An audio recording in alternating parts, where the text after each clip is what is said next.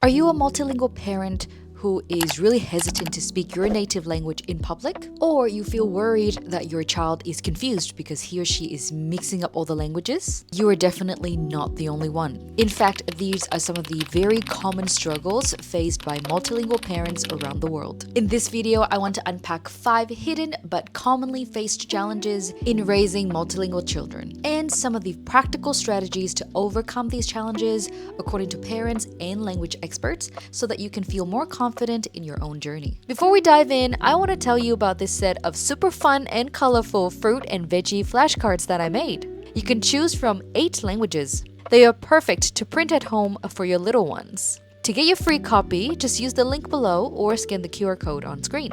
Have fun! Number 1. She's mixing languages. Should I worry? Language mixing concerns. My 21-month-old daughter is already mixing languages. She mixes Polish and English in a sentence, and the grammar is jumbled up.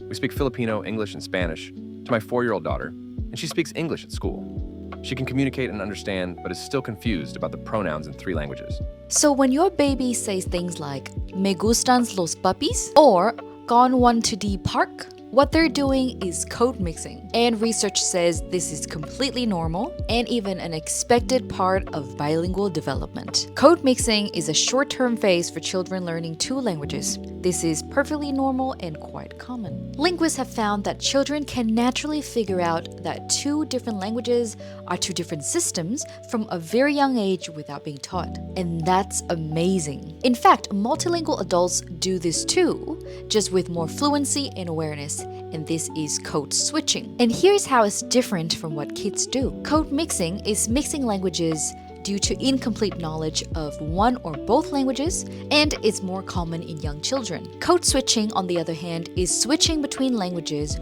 without breaking grammatical rules. This is more common among fluent bilingual adults, and it is a sign of mastery. Number 2, I feel guilty every time I switch languages. Parent guilt and inconsistency. Every time I speak English instead of Dutch, I feel guilty.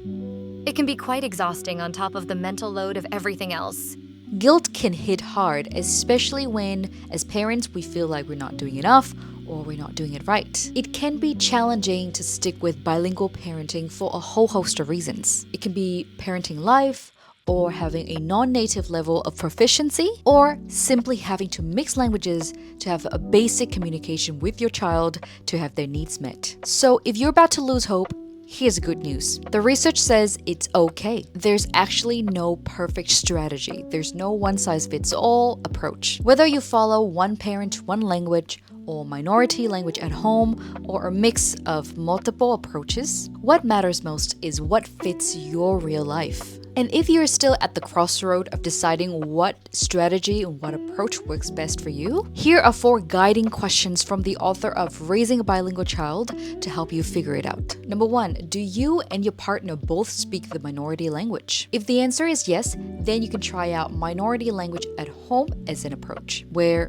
you guessed it, you both use the minority language at home. For example, Vietnamese is spoken at home, while English is spoken at school and everywhere else. Question 2, are you a single parent? If the answer is yes, then consider one parent, one language, or OPAL for short. For example, a single mom speaks Spanish at home, and she sets up weekly calls with a Spanish-speaking grandma to reinforce that language. Question 3, do you and your partner both speak the majority language, and you yourself are a non-native speaker of a second language? If the answer is yes, then you might lean towards OPAL again, where you speak the second language and your partner speaks the majority language. For example, you speak Mandarin as a non-native speaker and your partner speaks French, and you speak to Mandarin during bath times, book readings, meal times, and so on. Question 4, are you a non-native speaker of a second language and your partner is actually fluent in that language? If the answer is yes, then you might still use minority language at home, even if your input isn't perfect. For example, dad speaks fluent German, mom speaks it conversationally,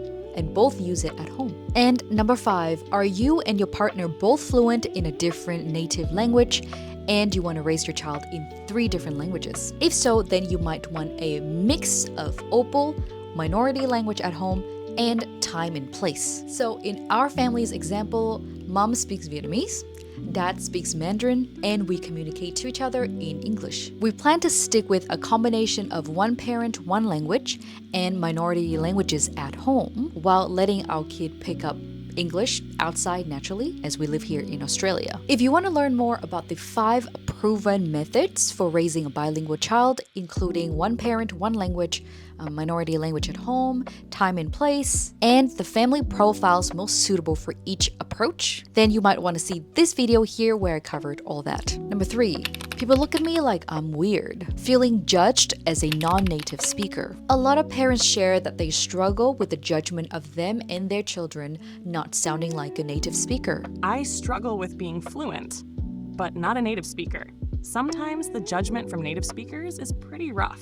Whether you live overseas and you're not a native speaker of the majority language, or you live in your home country but still want to raise your child in a second language, the research says there's absolutely no problem with you not being a native speaker. And so if you're wondering how to give your child more language exposure if you're a non-native speaker, one study found that reading aloud actually have a bigger impact on your child's vocabulary compared to just having a conversation, both in the first and second languages. And finally, here's a quick cheat sheet for you and your family. If you are a majority language family, for example, you live in Australia, speak English, but want to raise your child with English and Mandarin, what you can do is weave the second language into daily routines, like singing songs, having bedtime chats, or doing family games. You can also create specific spaces or moments for the majority language. And you can read in the second language. Number 2, if you are a mixed language family, for example, one parent speaks French, the other Spanish, then you can create conditions for both languages to thrive. You can consider hot house periods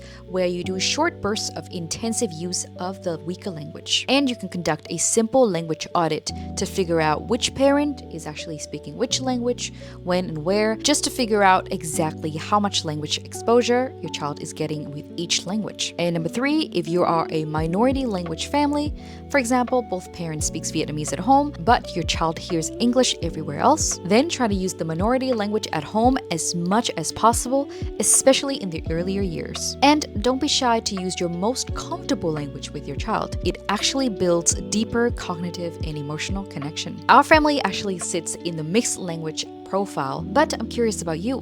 Where does your family sit? Comment 1, 2, or 3 below. Number 4, my child is speaking less at school, or school pressure. Naturally, we think about childcare in school as places to support a child's language development. However, for some families, these places become an unexpected place of struggle. My child actually doesn't speak much at daycare, but at home she speaks a lot.